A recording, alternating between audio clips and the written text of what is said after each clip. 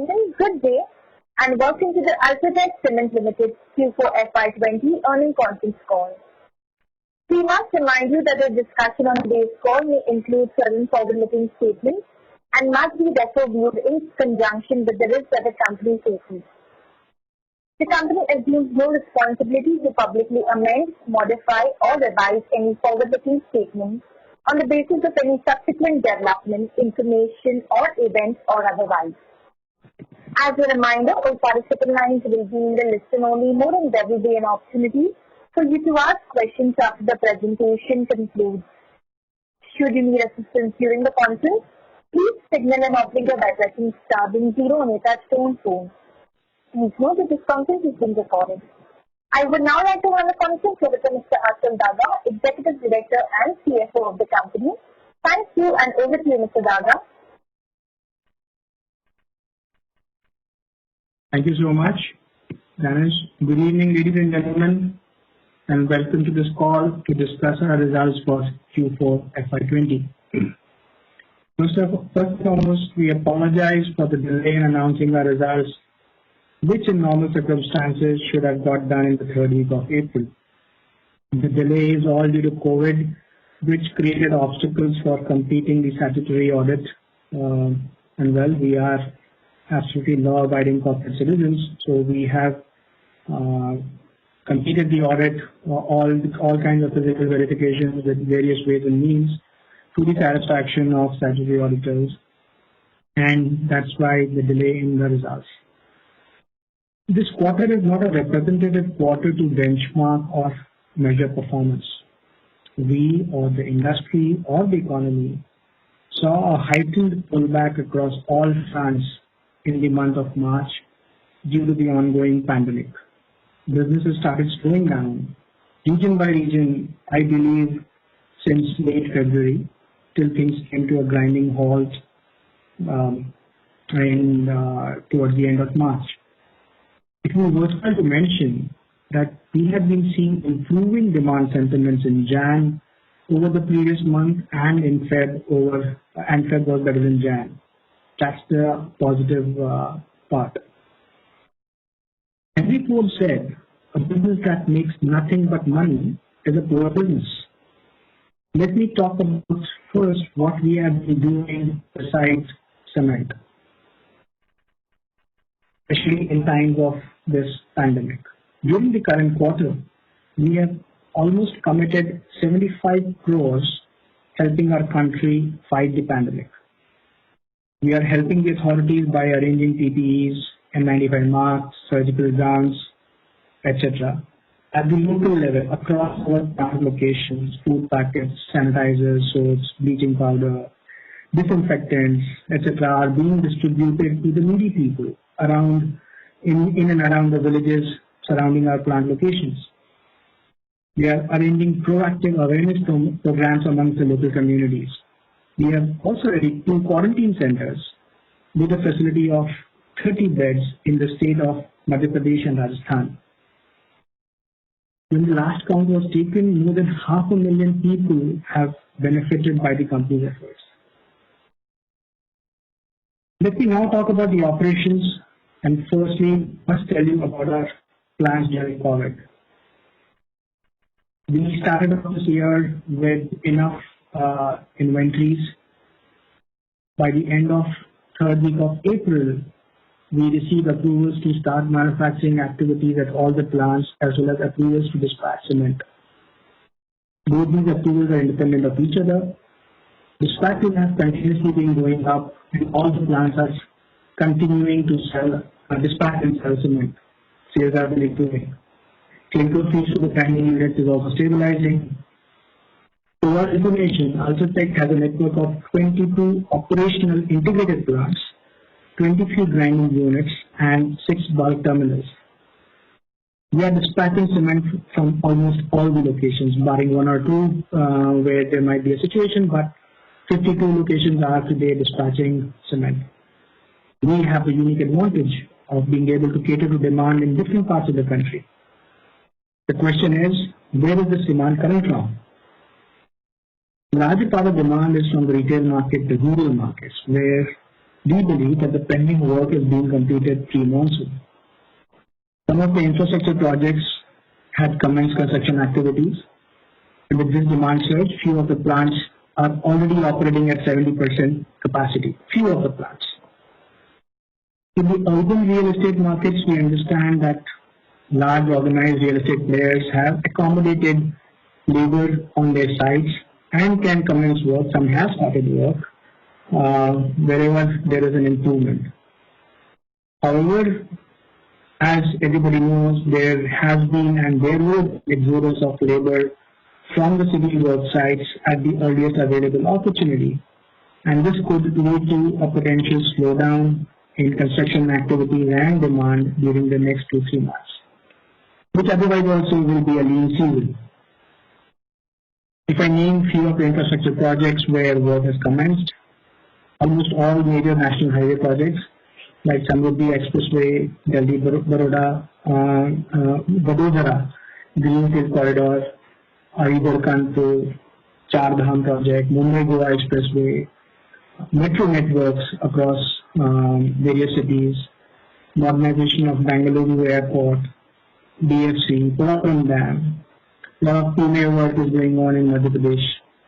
Government authorities, I believe, are monitoring the project progress, social distancing and other aspects with respect to COVID, remotely through cameras at these project sites, and this is work progress and payments are being released promptly to the contractors. The idea is to expedite completion of concreting work before monsoons.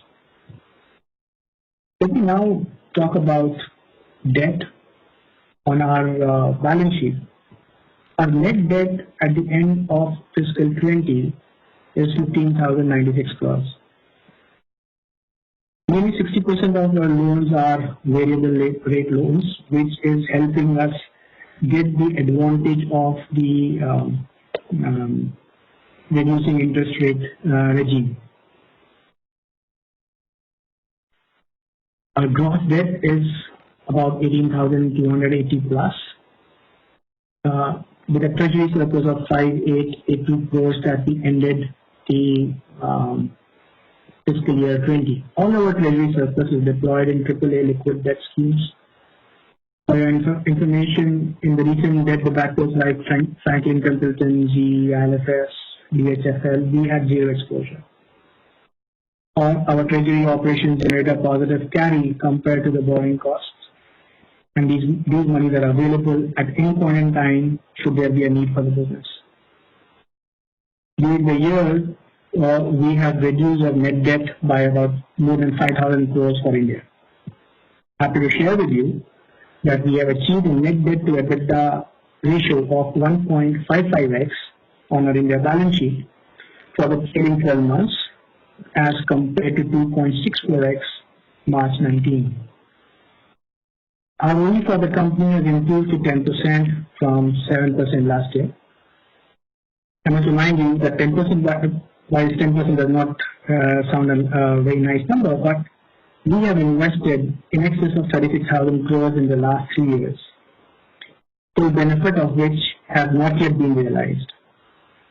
Over the next few years, depreciation and improvement in operations and realization of cash flows from the non-core assets will only improve the ROE for future. Conserving cash is the biggest motive for us this year. Running a negative working capital cycle has been the key.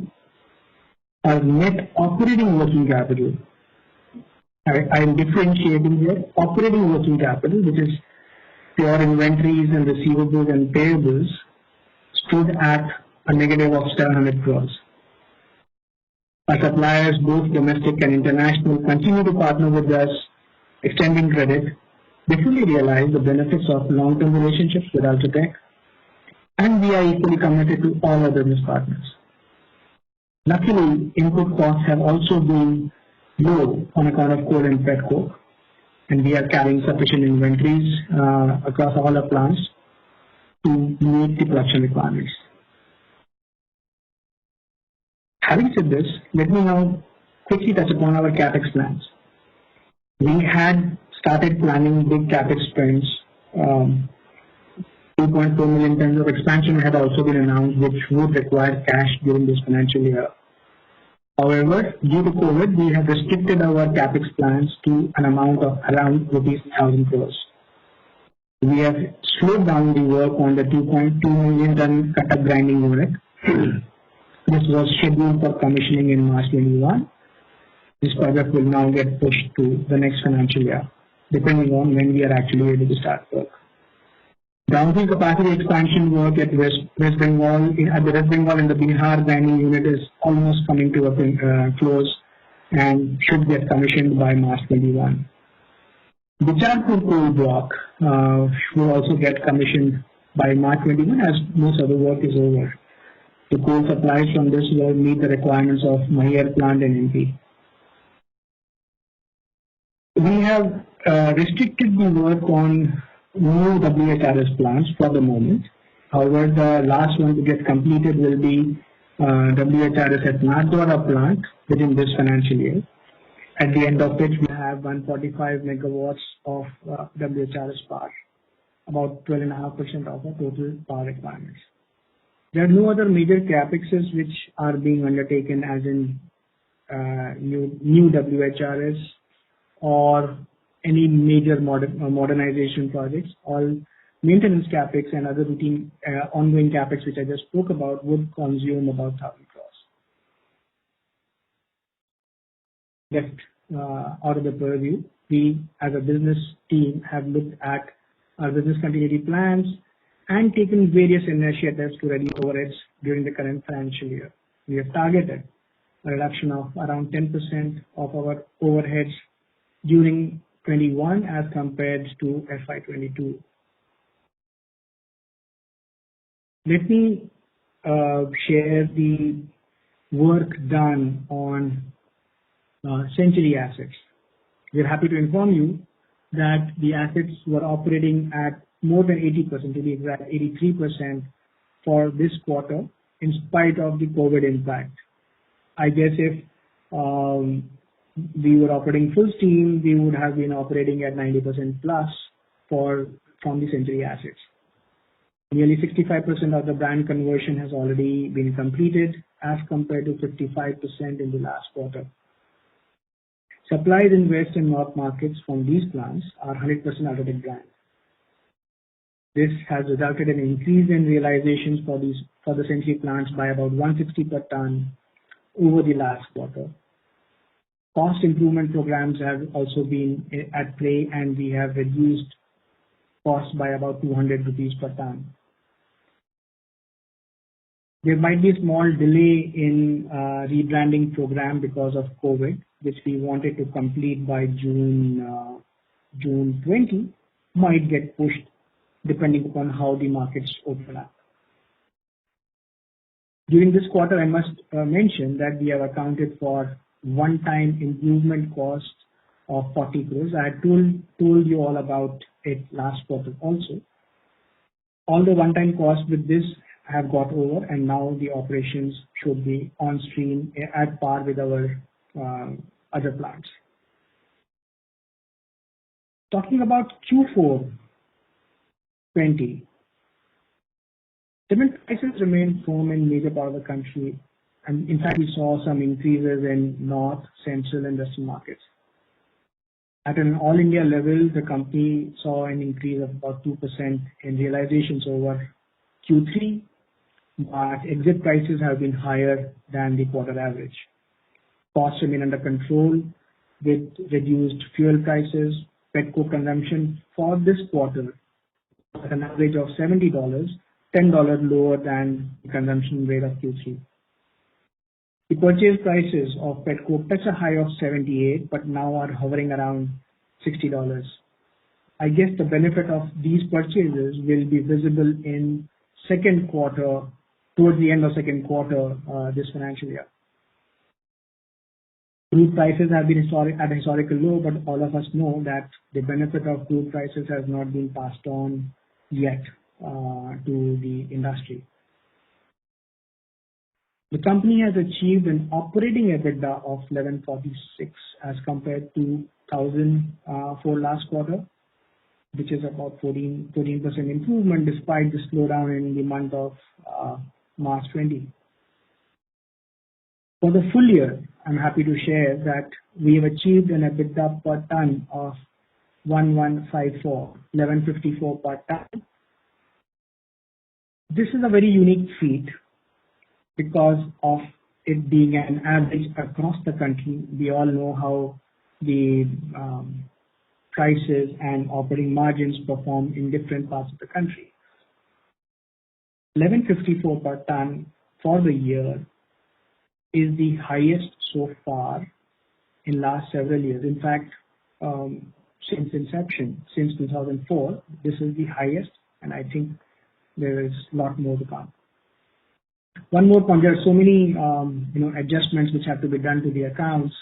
One more point I should tell you about accounting standards on leasing. Interest cost looks higher because of an additional non-cash impact of 48 crores as required by accounting standards in this quarter. Otherwise, our profits would have been to that extent higher. Thank you, ladies and gentlemen, for patiently listening to me. And I must conclude by saying, when the going gets tough, the tough get going. That's UltraTech for you. Thank you. Thank you. We will now begin the question answer session. Anyone who wishes to ask a question may press star and 1 on their touchtone telephone. If you wish to remove yourself from the question queue, you may press star and 2. Participants are requested to use handsets while asking a question. Ladies and gentlemen, we will wait for the moment while the question queue is sending.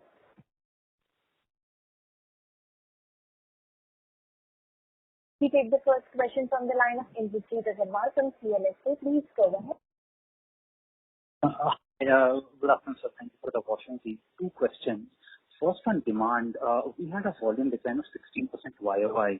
Based on your best understanding, do you think this replicates the industry volume, or we would have underperformed the industry demand? Being pan-India, I think this should be, this is an industry norm, I would say. And you will not see this kind of a number anywhere else. The other challenge that you might see is Century numbers of last quarter have been added to our volumes as is, where we did not have any role to play. Sure. So on the erstwhile or like-for-like, what would have been the volume decline in that case? I'm sorry? So on a like-for-like basis, if I take out Century, then the volume decline would have been slightly lower than that. Is that a fair understanding? Slightly lower, yeah. Maybe a percentage or not too different, but a percentage or so. Sure. Thanks. That's helpful. The second question, like you mentioned, you have delayed your capex plan.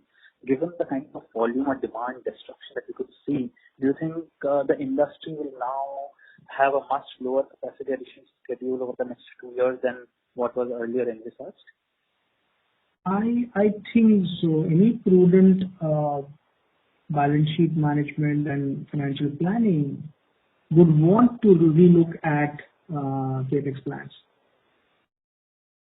Sure. Thank you. That's all from my side. I can't comment about how others think that. So that's my view.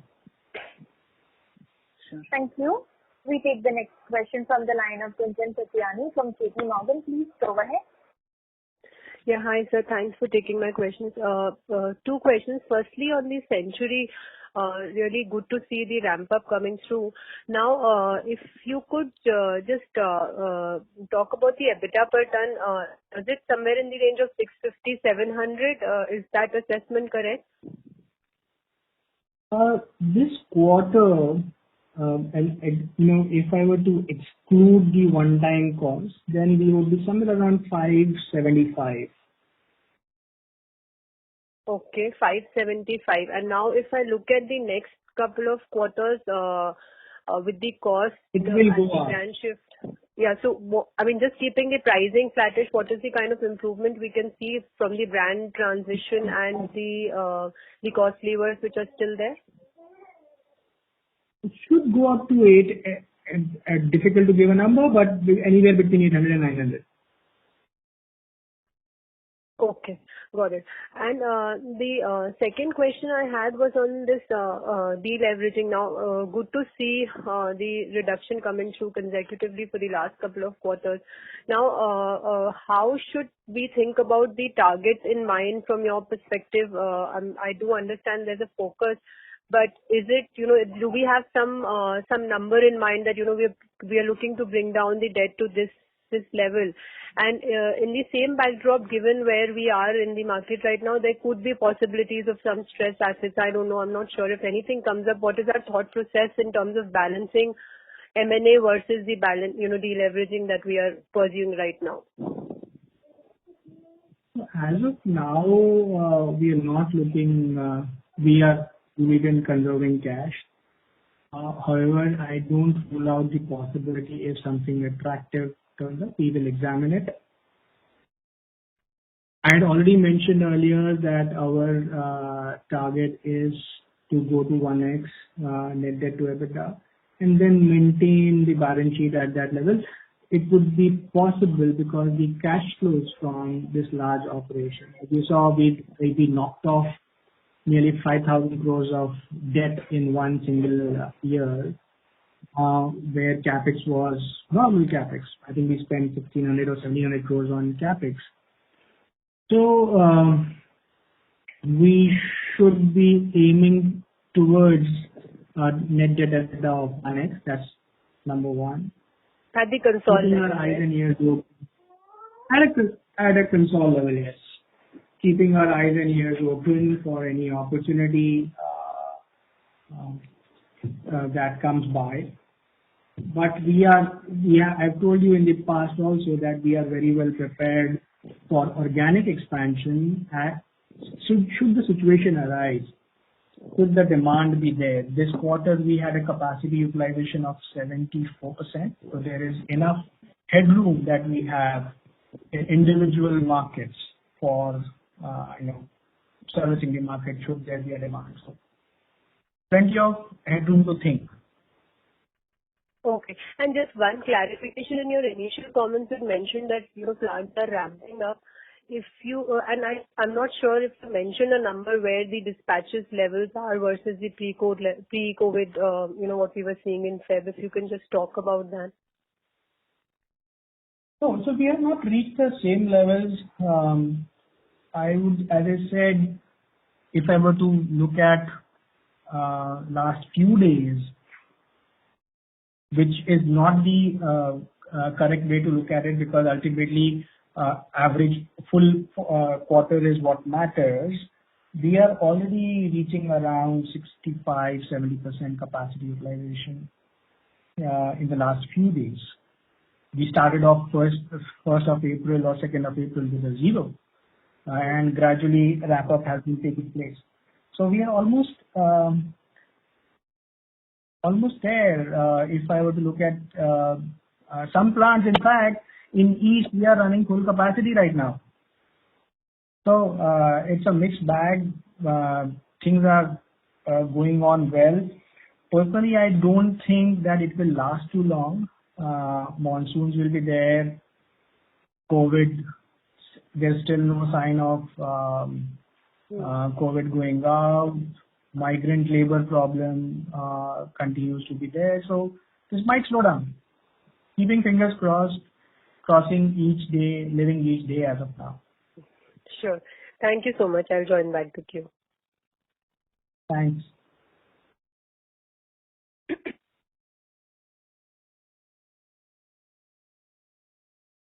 Hello? Nilesh?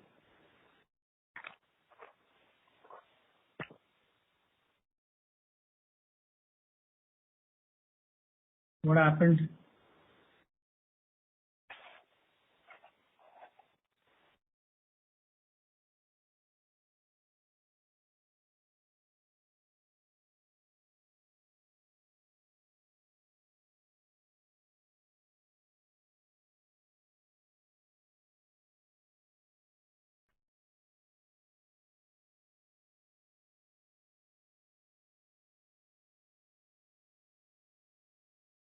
Can't hear anything. Mukesh, can you hear anything?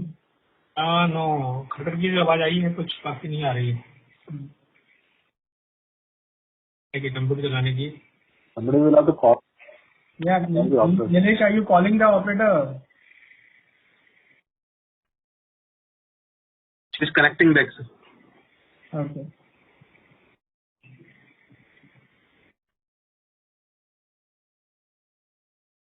I'm sorry, sir. I'm back. We take the next question. It's from the line of Ritesh Shah from Investec Capital. Please go ahead. Yeah, hi, sir. Thanks for the opportunity. Sir, my first question is on the distribution side. Sir, given 1 in every 4 bags is Ultratech in India, now this is a challenge and it's also a blessing. So wanted to understand how different is our distribution strategy as compared to its peers, basically when it comes to last mile connectivity. Anything specifically on having warehouses in each district, which probably is a blessing for us. Can you give some color here on road rail mix? You can drill a bit down into how we look at our distribution strategy. Thank you. Right now, the road rail mix, road would be about 70%, 27% would be rail and 3% ocean route. Our distribution strategy during these times, with the dedicated fleet that we have transporters who deploy their trucks exclusively for Ultratech. I think the last number I remember, I think 53% of our fleet was a dedicated fleet. So that is where the biggest advantage which Ultratech would have to manage distribution in these COVID times. I think that's what you were asking about. Correct. So this is one thing. Secondly, sir, when we look at on the distribution, we typically talk about silos and warehouses. So, sir, how it plays, if you can quantify numbers, basically over here, it will be quite useful. So this is very useful. 53% of fleet. That's very useful. But for something on the warehouses, godowns, which enhances our last mile connectivity, given the difficulties of finding labor and trucks. So, there is a concept of temporary warehouse which can be hired depending upon market requirement. That is what is at play right now, and we have at any point in time 900 to 1,000 distribution points at play.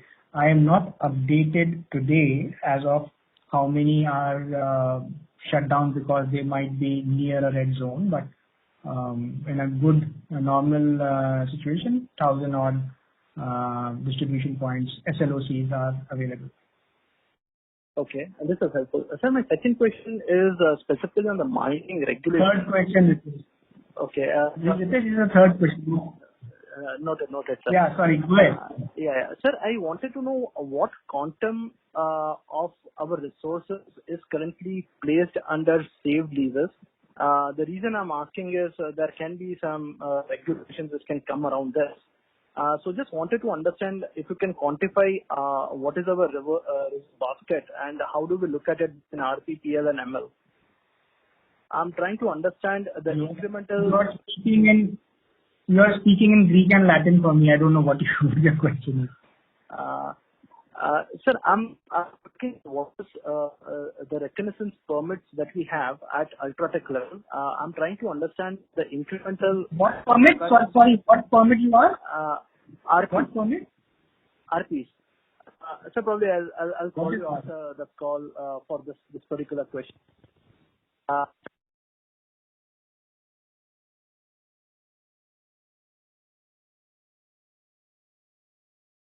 Well, ladies and gentlemen, requesting you all to please stay connected. We've just lost the line for the management. Requesting you all to please stay connected. We are just trying to reconnect the management back to the conference. Requesting you all to please stay online. Thank you.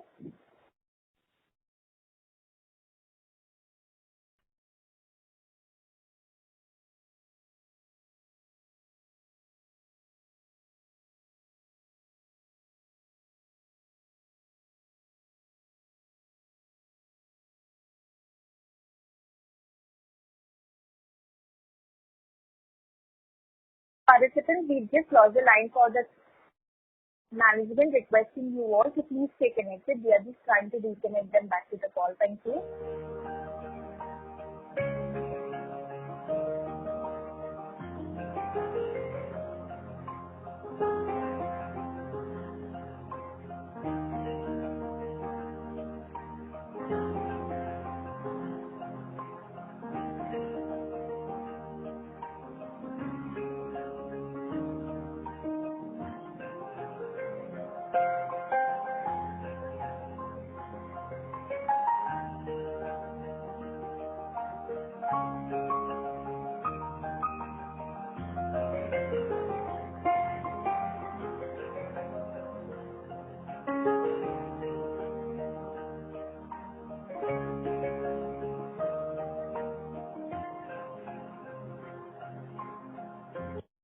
Ladies and gentlemen, thank you for patiently holding the line.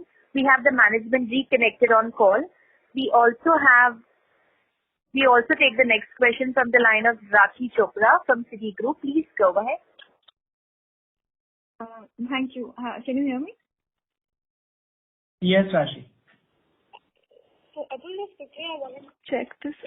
You mentioned that, so one is, of course, your volumes were down around 16% for the quarter. And is there any region which has a more extreme variation, one? And second is that you said that your plants are operating at 65 to 70%. Again, regionally, is there anything which is, disconnected from the 65? Like, is the south also around that level, or is the south lower and some other region higher? Historically and currently both. First question on 16%. Let me see if I can give you some color around that. But on the second question, right, it's more current. East is operating at much higher capacity. East and some plants in Central are operating at much higher capacity. West is the lowest today because that is the most impacted region in terms of COVID, whether it is Ahmedabad and surrounding markets, Mumbai and the surrounding markets where, the impact is higher. If you were to look at, then North is doing well, East is doing very well, West is the weakest today, and South is coming up. Telangana, Andhra, Tamil Nadu, almost the entire South, in fact, Karnataka. We are all aware Karnataka has in fact now started almost all the activities. And talking about last quarter, if I were to look at our capacity utilization, I think East was again rocking at 95 to 100%. Central was weak, was the weakest, would have been operating below 60%, and all other regions were 65 to 80%. Okay, so Central was weak, but Central is picking up now, you're saying? Central is now picking up, yes. Okay. Okay, then the second thing I wanted to check was on Century, you mentioned that the variable cost is down by 200 and realization up by 160. So, firstly on the realization, I wanted to check that how much of this would be rebranding? I mean, say about 100 rupees would be rebranding? I mean, there is a natural increase in realization as well. Yeah. I don't have a breakup. West, for example, West markets and South markets, we had 100% branded to Ultratech. East, as we have already mentioned, in fact, is not branded, and Central is the weakest in prices. Current Chhattisgarh, not Central. I would say Chhattisgarh as a market is the weakest in prices on an all-India basis. And I don't have an answer how much is due to rebranding and how much is due to natural price increases. Natural price increases, if I were to, a surrogate, if I were to use, we on an all-India basis, we saw 2% increase in prices over the last quarter. So there will be a small component of natural price increases, maximum benefit of rebranding. That's just a surrogate which I could use to explain. Okay, got it. And for the cost side, you mentioned variable costs are down. Again, I'm sure part of it is due to the pet coke prices benefit kicking in, and part of it is due to efficiency parameters. So going forward, again, how much benefit can one assume on the cost side, on efficiency for Century? I know you mentioned the EBITDA can go up. So let me give it another way. We have reached a normative EBITDA per ton of 575, excluding that one-time cost. This 575 will go up anywhere between 800 to 900. So let me be conservative. Let's say we first target is to touch 800 rupees a ton.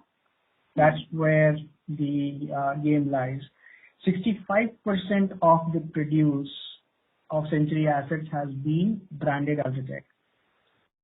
Our target, excluding the Chhattisgarh plant, because Chhattisgarh plant will not be rebranding.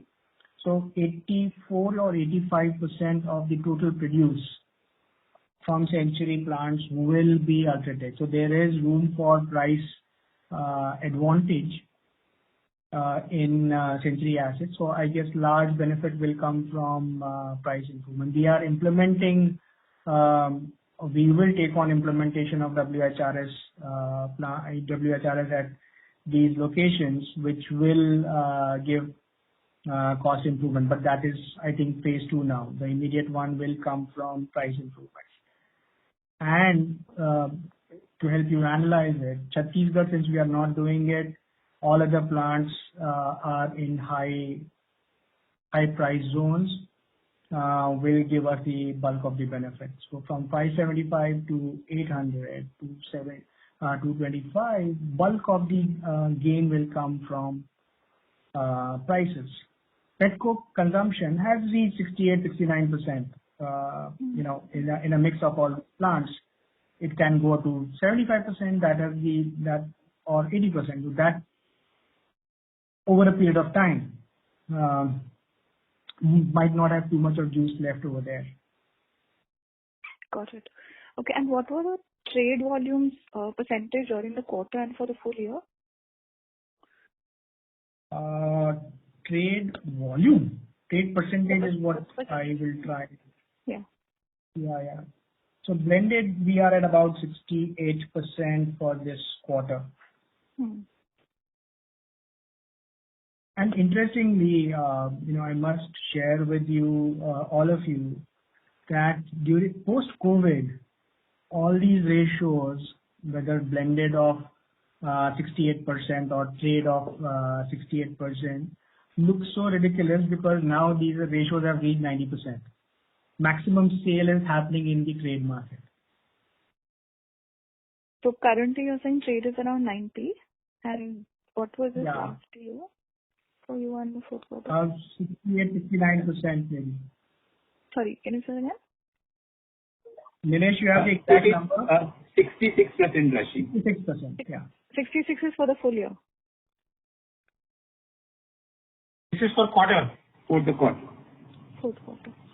Okay. And just one bookkeeping question, if we can just get the revenue breakdown for RMC and white cement and putty and the white cement.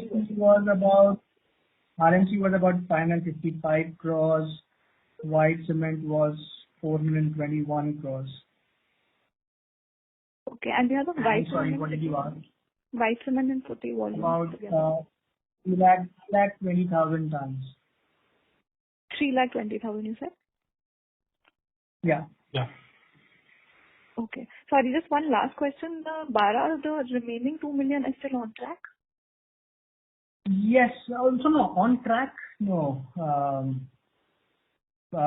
I'm assuming a quarter delay further because of COVID. Because June, earlier we would have expected it in April, June. It could get pushed to July, September period.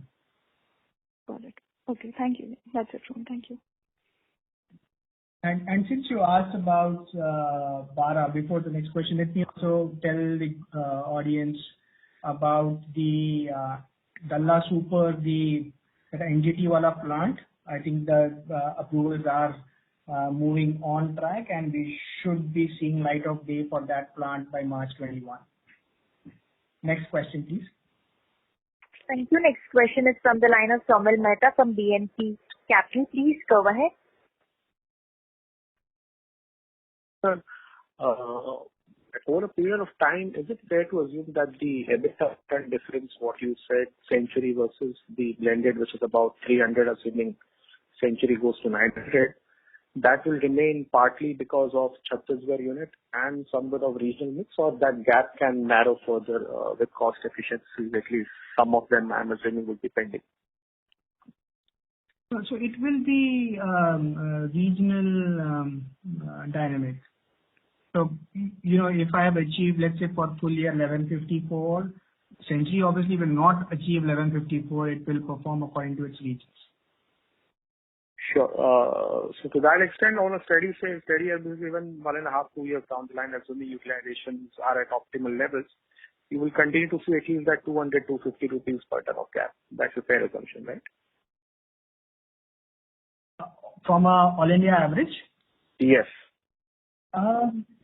No, it could shrink because we will be investing behind improvement in the Century plants, which has already been done in other plants. So that could give, for example, WHRS has to be done across all locations.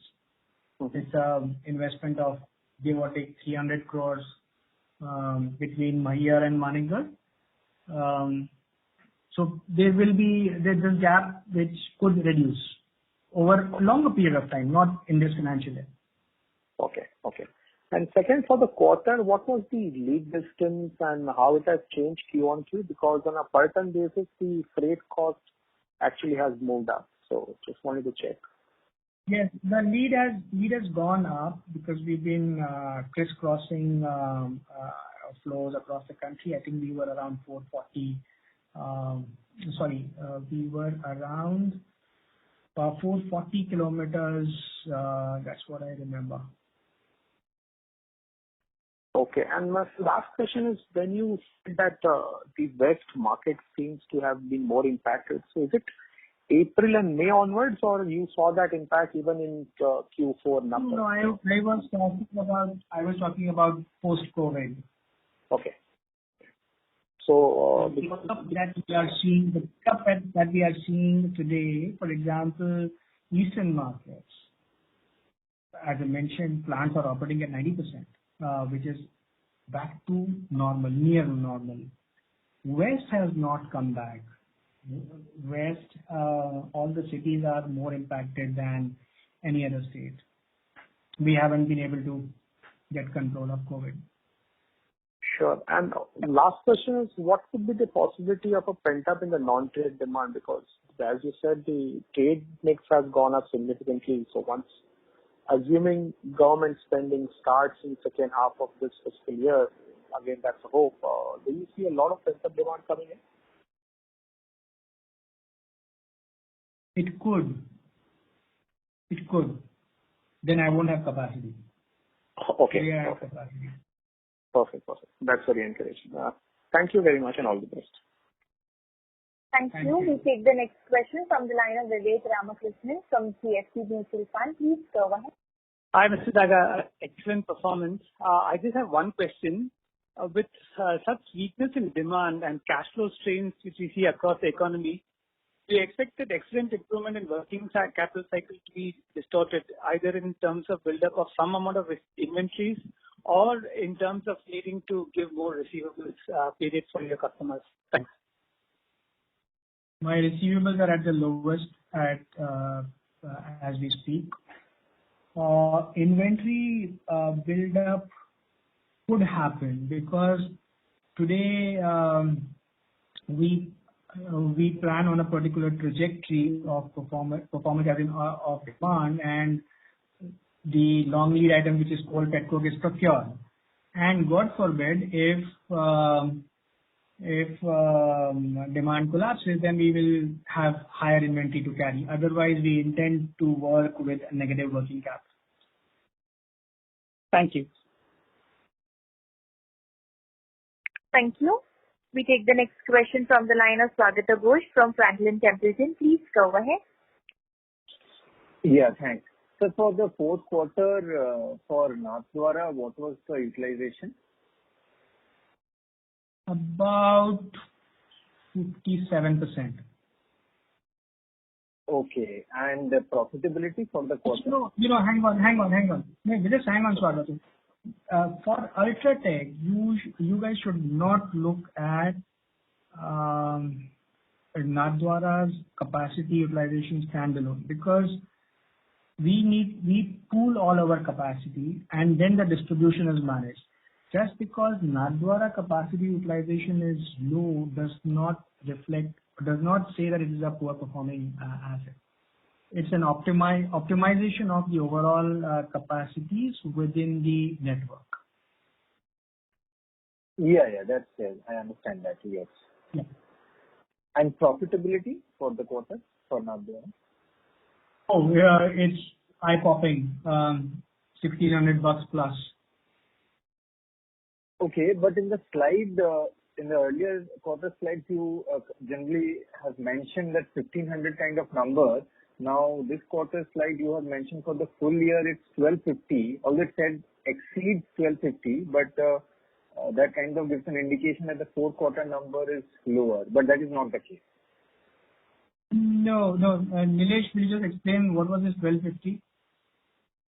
1250 is more of operating EBITDA. Hello? Right. So yeah. we were asking about operating EBITDA only. So we have this quarter at least about 1,600 rupees per ton on a average basis. I don't know why. Oh. Maybe because of the first couple of quarters where we might have had lower performance. That's why the average is talking. So this quarter operating is about somewhere 1,400. Okay. 1,400. Okay. And so one other question. Do you see going forward in the medium term lead distance to be slightly higher because of how maybe chunky demand centers can be? Yes, it could be higher in the short term. Okay. Because So to manage distribution, not to lose our customers, wherever we can supply from, we will do that. Okay. And sorry, one last question on the petcoke prices. Did you say that the benefits of the current spot prices can come in from second quarter of this financial year? Yeah. In July, September too, and yes, July, September. Okay. Thank you. Thanks a lot. Thank you. Next question is from the line of Nitin Arora from Axis Mutual Fund. Please go ahead. Hi, team. Good evening. Sorry, I missed your opening remarks. Just one question. You have delivered a net debt closer to what you guided.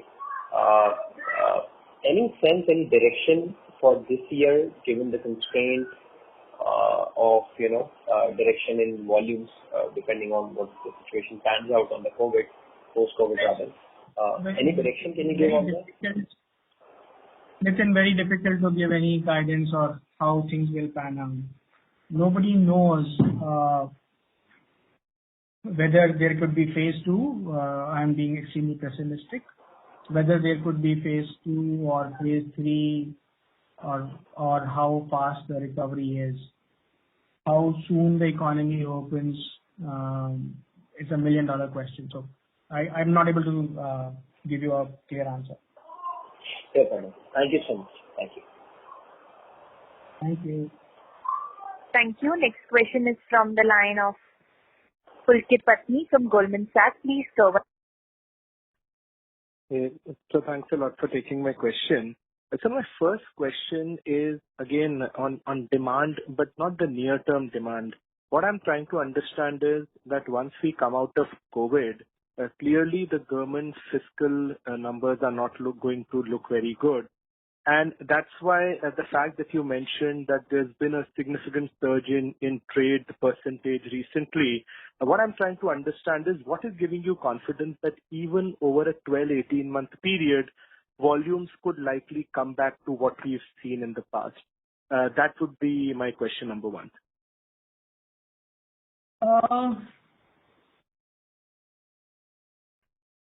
All along, Pulkit, in the last 2 years or 3 years, rural and infra has been driving growth. Whilst you're right, government will have fiscal pressures. I don't know where they will bring the money from,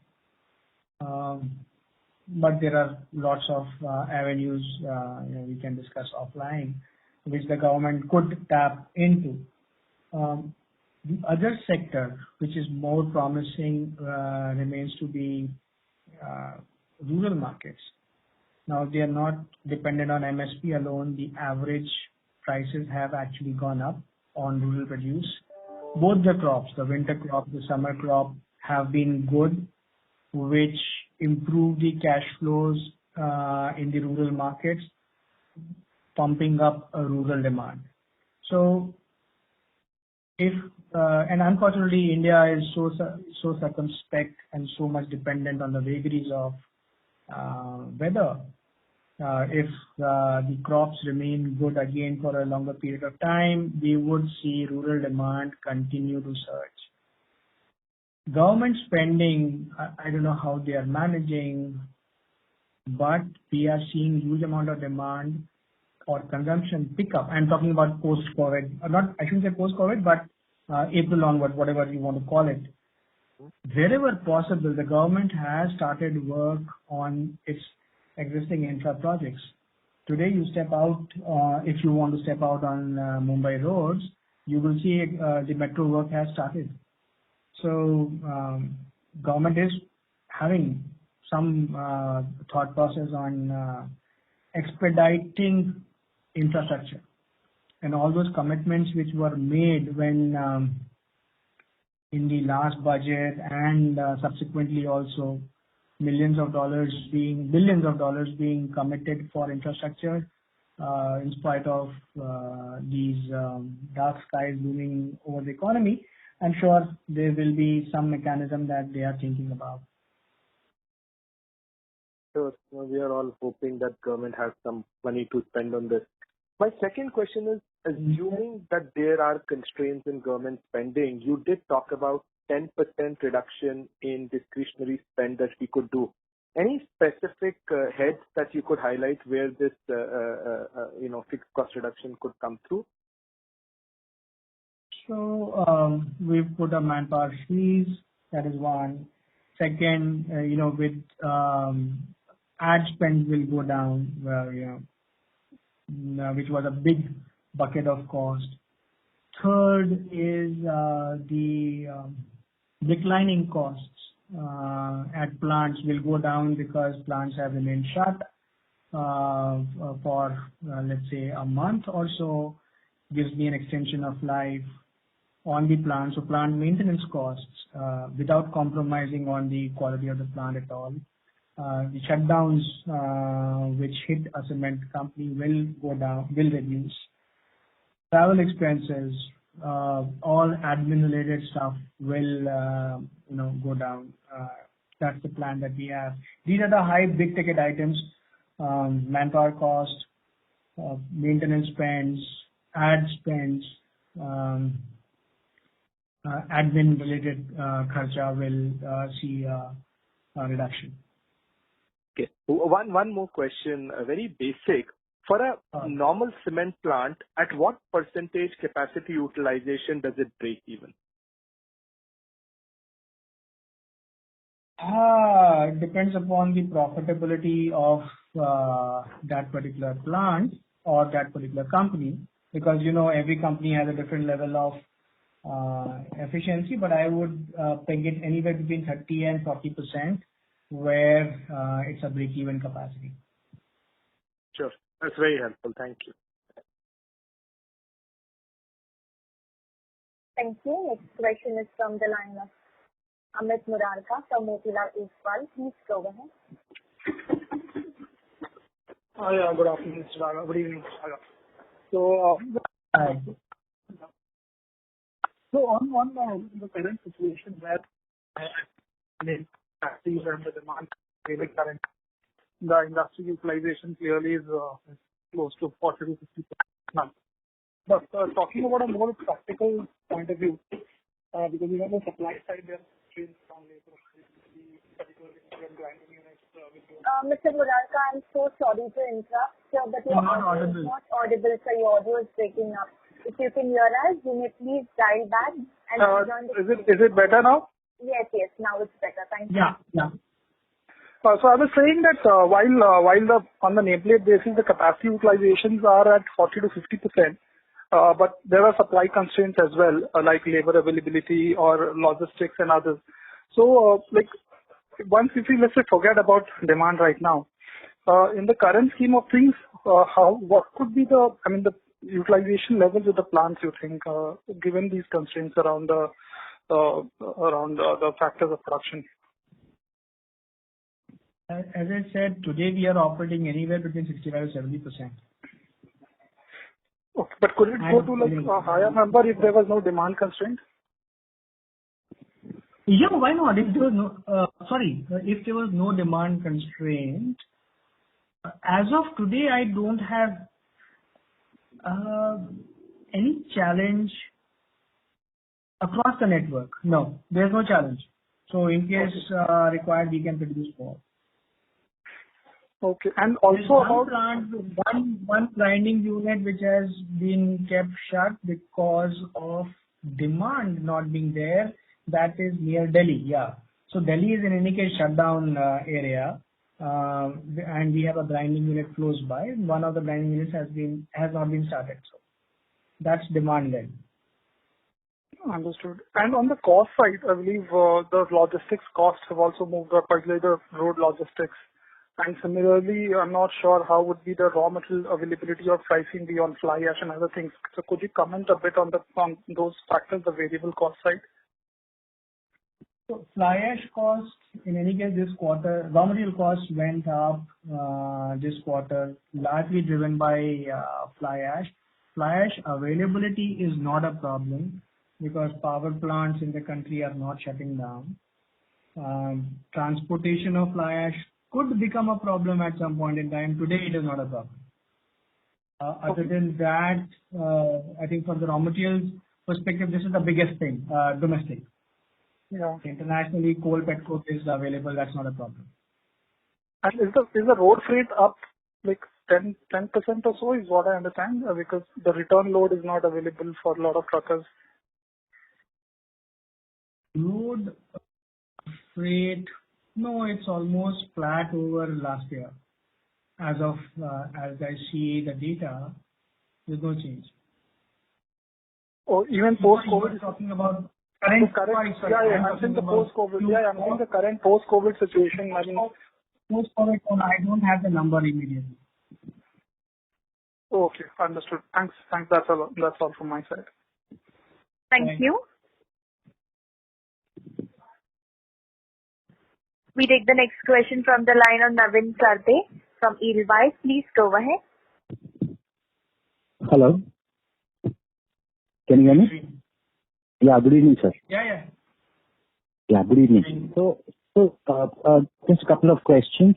You mentioned 65 to 70% kind of utilization for our plants. I just wanted to confirm this. Is it for the plants that are operating, or is it at the company level that you are talking about? Because at the company level. Operating plants, again, they are much higher. So all plants are operating except for the Delhi unit which you said? Yeah, so Delhi ka ek grinding unit is still not started. East plants are operating 90% already. West might be the Manikgarh Awarpur cluster has begun because their supplies are going to that expressway project, big way. South plants have begun. Central plants are operating. Yeah. Okay, that's encouraging to know. And this related to this is it coming at a higher cost? In the sense, the previous question was also that since there is no return load, also the fact that the driver also obviously there was a scarcity, so to say, what we are hearing from channel check or media, and also since social distancing as a norm has to be practiced. So is this utilization ramp up coming at a higher cost to us? From the distribution point of view, I haven't heard anything otherwise. See what happens on the ground. The same driver is not necessarily coming back, but the transporter is able to find some alternate driver. My rates are not for the driver. My rates are with the transporter, the number of trucks that he deploys with us. As long as he is deploying those trucks, it is in his interest also for his own business. He has to deploy as many trucks. So rates are not being increased for that. The reverse logistics, if something is not, if the reverse logistics have gone down, I don't have a very number on how it is impacting currency. Yeah, Mukesh, you want to say something? Yeah, overall logistic cost has not increased current positions. In fact, in some of the destination cost has reduced also. Okay, that's nice to know, because in general what we are hearing is there is scarcity of labor. I mean, apart from labor migration, there is also this set of drivers who are unwilling to come to work, and that's where they were paid. The driver issue, I am fully aware of, tracking it, but alternate drivers are coming. Earlier क्या होता था कि same driver would do a day trip and come back, but we are finding a frequent change in drivers, the way the transporters are managing it. That is their headache, as long as they are bringing trucks across. Okay.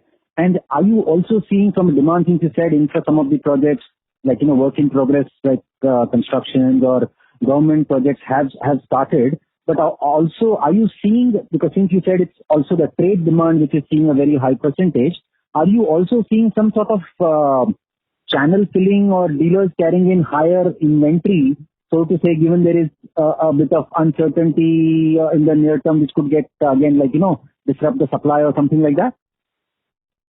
No, Naveen, dealer community is a high ROCE business.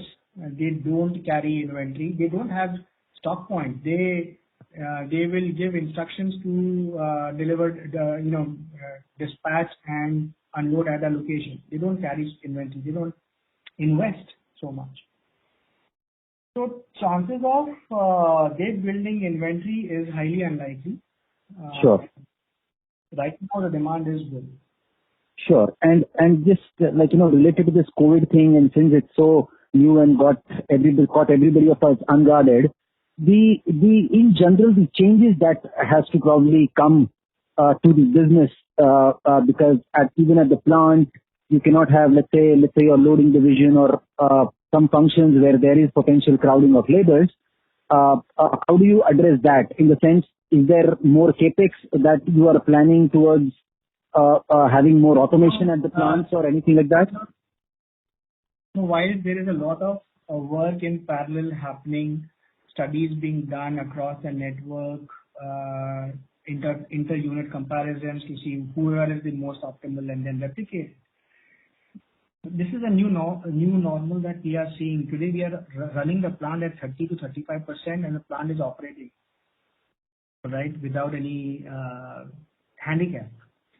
Right. So it's a discovery that is happening. I cannot invest overnight in automation and reduce labor. So my labor cost is not going down because I am paying everybody. Right. But the plant is operating with lesser number of technical people on the shop floor. Understood. And just one last question, if I may.